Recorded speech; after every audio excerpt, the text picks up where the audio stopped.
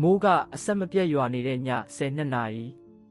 ရန်ကုန်နဲ့ဝေးတဲ့တောနက်လမ်းကြားမှာစင်ဖြူကုန်းရွာဆိုတဲ့ရွာလေးတစ်ရွာရှိတယ်။အဲ့ရွာမှာလူတွေည10 နာရီကျော်ရင်အပြင်မထွက်ရဲကြဘူး။ဘာလို့လဲဆိုတော့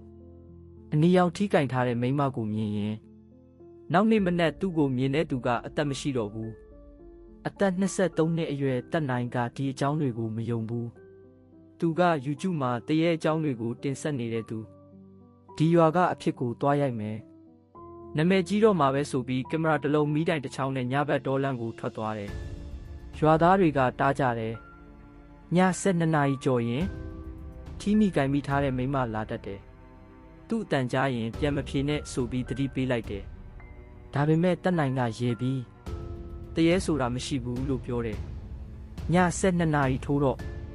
မိုးတန်ကြားထဲမှာတောက်ဖနက်တန်တစ်ခုကြားလာတယ်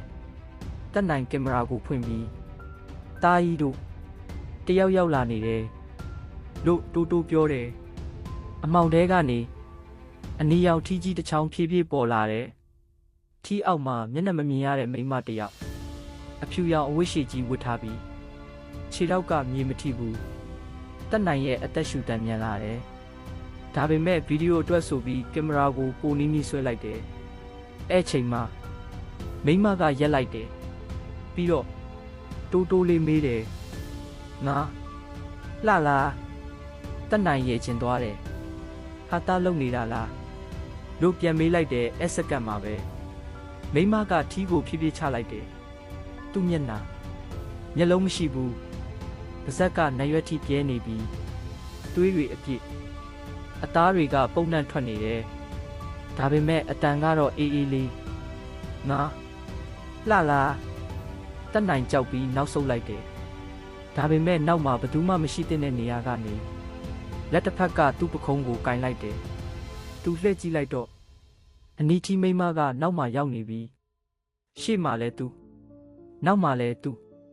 ကင်မရာကမြေကျပြီး screen crack သွားတယ်ဗီဒီယိုထဲမှာနောက်ဆုံးကြားရတာကတက်နိုင်ရဲ့အော်တန်ပြီးတော့အရန်ကတ်တဲ့အတန်တစ်ခုနင်ကငါ့ကိုကြည့်ပြီးပြီနောက်နေ့မနက်